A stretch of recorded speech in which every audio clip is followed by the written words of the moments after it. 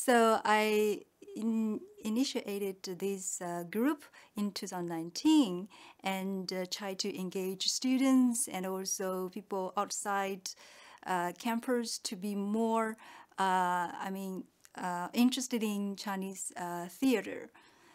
We started from August 2019, and there are quite a lot of different types of activities. For instance, we do table reads, and we gradually and regularly read a piece of work from either China or other countries. And also we do other practices. For instance, we do radio drama.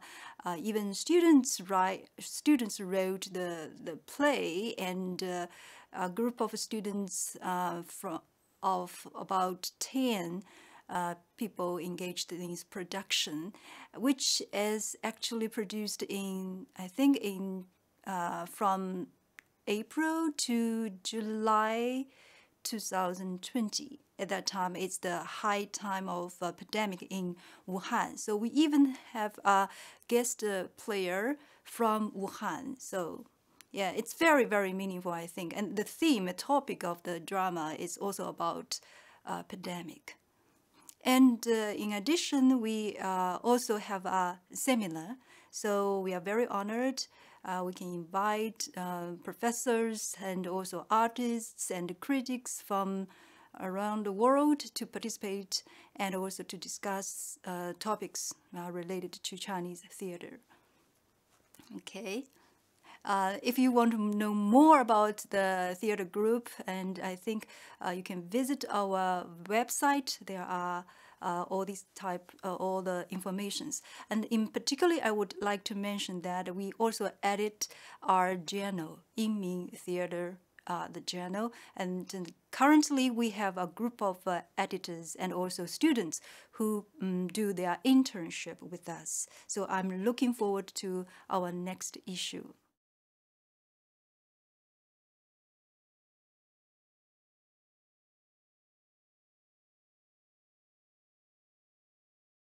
Yes, as when we talk about theater festivals, we immediately can mention like Berlin Theater Festival and festivals in Europe, for instance, in Avignon and also Edinburgh. But we know that also there are theater festivals in China too. In particular, in recent years, I think theater is gradually becoming part of the city life.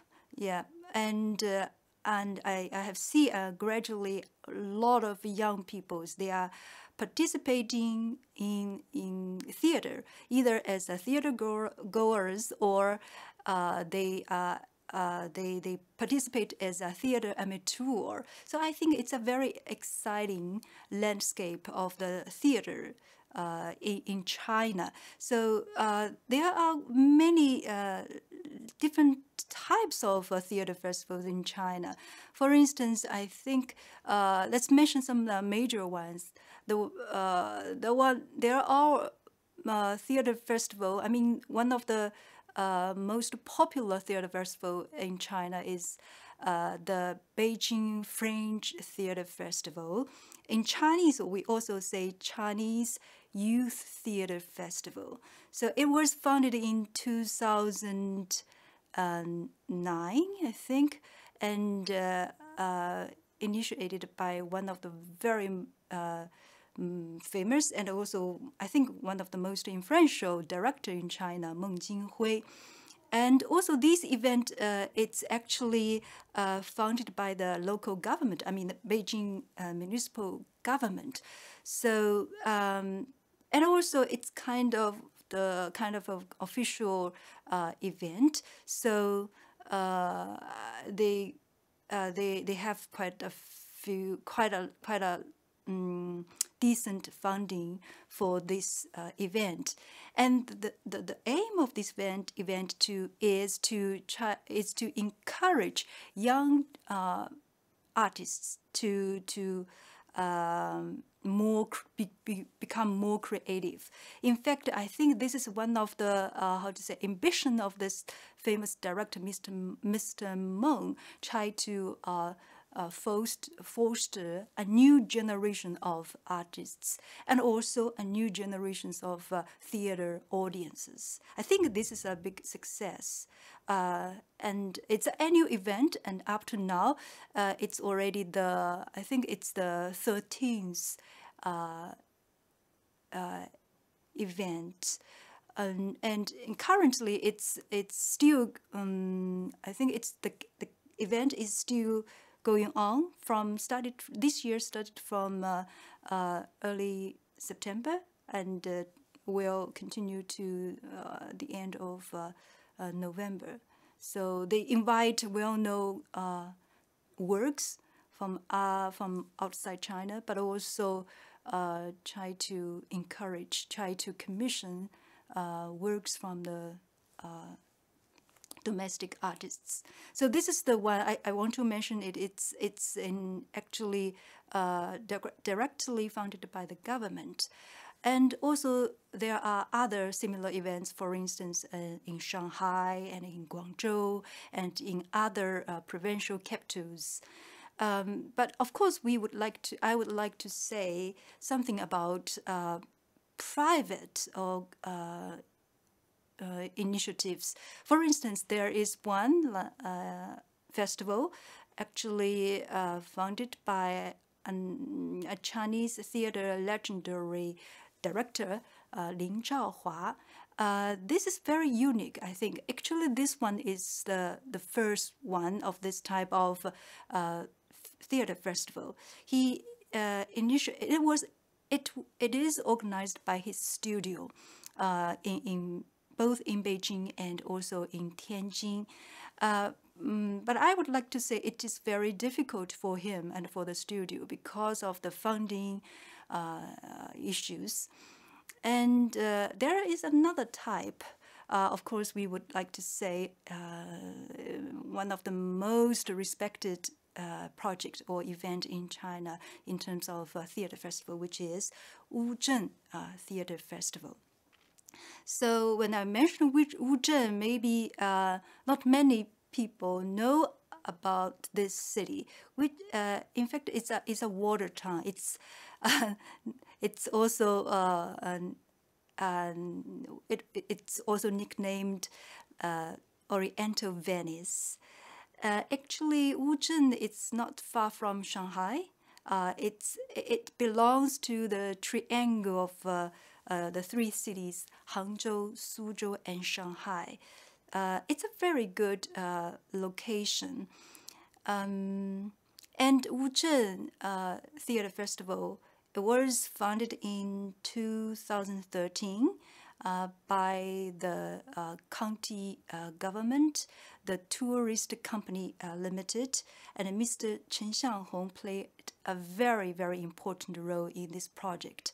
And also there are other artists and directors very actively engaged in this project.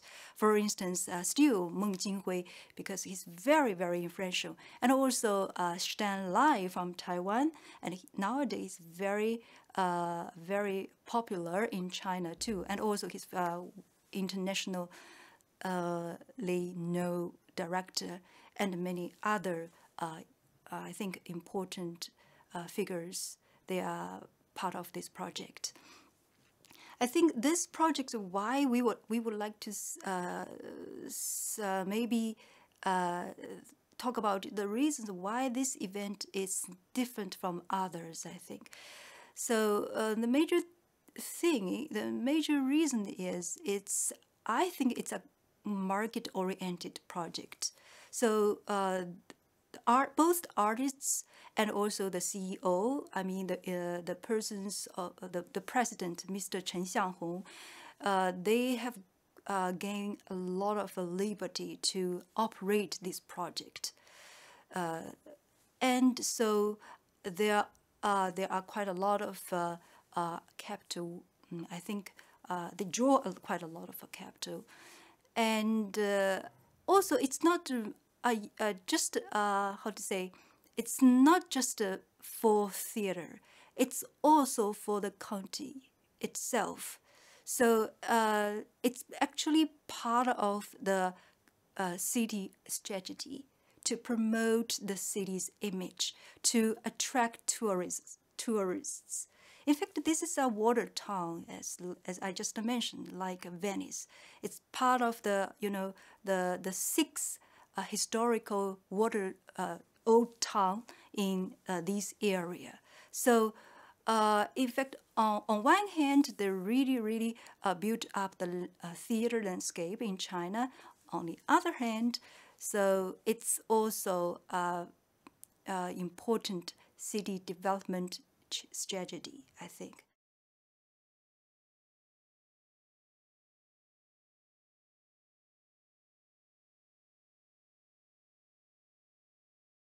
For instance, this year there's a new one, which is very out of a lot of people's surprise. This called Ayana Theater Festival. So where is Ayana? I haven't heard of this place before I knew this event. In fact, it's a 3 hours drive from Beijing. I think it's a seaside city, so it's a good location too. But initially, this is not for theater. It's actually very closely connected with the local real estate development. So the initiator, Mr. Ma Ying, when he studied this idea, in fact, this idea is, came out of nothing, we would like to say, because he purchased this piece of land to develop real estate, nearly 10 years ago. But a problem for him is it's very difficult for him to sell the houses, sell the villas and new apartments. And he was of course very much concerned. A lot of big loans from bank, have to pay the interest. So he was thinking about how can he develop something out of this real estate project. So he was thinking, because of his own background, he actually graduated from Beijing Normal University with the degree of literature. So he was much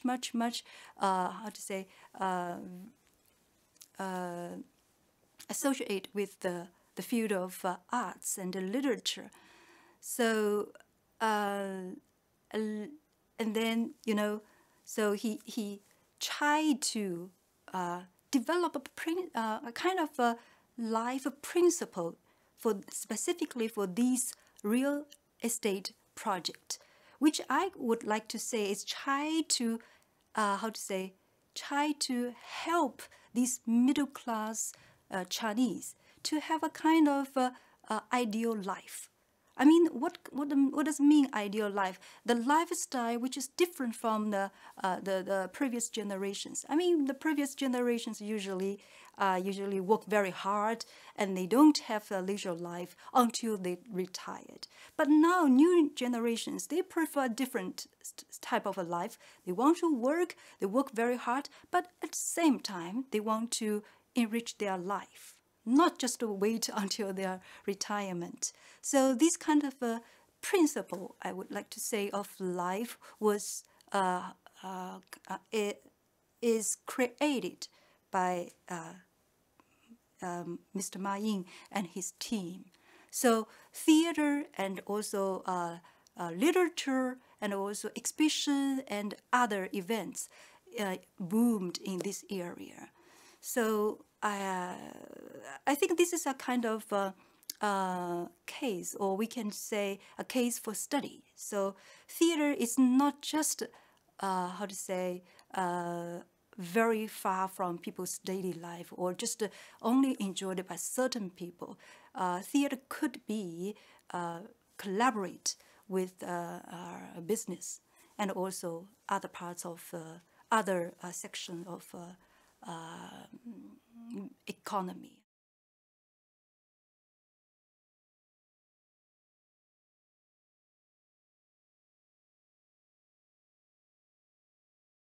I think Chinese cities need to be eventful. Yeah. So, there is this kind of city brands index, and hold GFK, Rope City Brands Index. According to this index study, in fact, actually cities in China, they haven't performed well.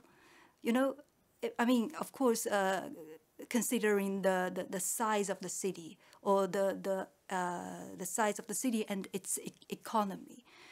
In China, there are over 700 cities, and over 100 cities have the population of 1 million, over 1 million, I mean. For instance, in Shanghai, how many? I think it's over 20 million people live in Shanghai. So in terms of this huge size of the city and the big success of economy, in fact, cities really need to think how to build up their image. For instance, as I just mentioned, the theater festivals in Beijing and Shanghai, and some of the provincial capital cities, and also this kind of specific sites like Wuzhen and Ayana. In fact, you can see some other cities, for instance, Ningbo. Ningbo actually is a very, very important second biggest port in China, next to Shanghai. And its GDP, annual GDP, it's equivalent to some of the European countries, for instance, Czech Republic. But can you imagine? In fact, there are no such theater events in Ningbo. No mention other cities, So I think actually, according to the index study, there are 6 dimensions of to build the brands of the city. One of it is pulse, interesting events and activities. So I think cities, more and more cities are thinking of becoming like festival cities or cities of festival. For instance, like Hong Kong, like Singapore. Yes, I think so. Still, there are space for Chinese cities to develop. There could be more theater events hosted in many other parts of the country. And as I just mentioned, a lot of young people, they are very fascinated about theater. I have connections with theater artists in China, but also with amateurs and also audiences. And we always, sometimes talk about theater. And they are professionals. They have their other jobs. They work in a city, and also they would like to spend their leisure time of theater. This is a very nice, very interesting development, I would like to say.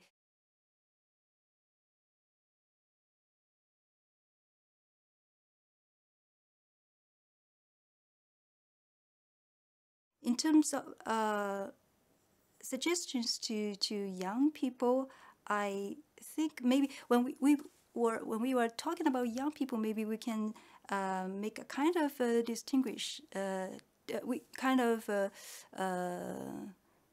distinguishing. For instance, I think young people, we can say some people who are more engaged in theater. So there are nowadays quite a lot of young students choose to study theater outside China and then return back. This is really great, I think. So they learned a lot of, professionally and technologically, and then return back to China. So in China, there will be more chances for them and more opportunities for them. I think theater festival could be a very good platform for them to practice. As just I mentioned, either the Beijing French Theater Festival or Wuzhen Festival, they have these specific programs designed for young artists and promote their works, encourage them to create new pieces of works. Let's give an example. For instance, in Beijing French Theater Festival, initiated by Mr. Meng Jinghui, each year since 2014, so this is almost, I think, the 8th year of this specific program. They called 48 Hours V Theater. So that means they assigned some artists, usually young artists, emerging artists, to finish a piece of work from zero to the presence on the stage within 24 hours. So it's very, very competitive, but also I think this is a really good idea for them to work intensively to with other parts of the sections of, in theater. So, and also for audiences. I think, yes, we sometimes we are thinking there are quite a lot of programs, new programs that for audience, and audience couldn't choose.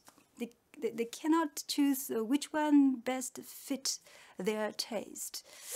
I would like to say there are these tendency in China, means a lot of works, but all these works, are they I mean, in terms of the quality or in terms of the aesthetic parts, are they still mature enough? So I think maybe on the other hand, we could also look at the circle of the critics. So I think theater criticism is also a very important part. Unfortunately, I think this is one of the weak part in Chinese theater.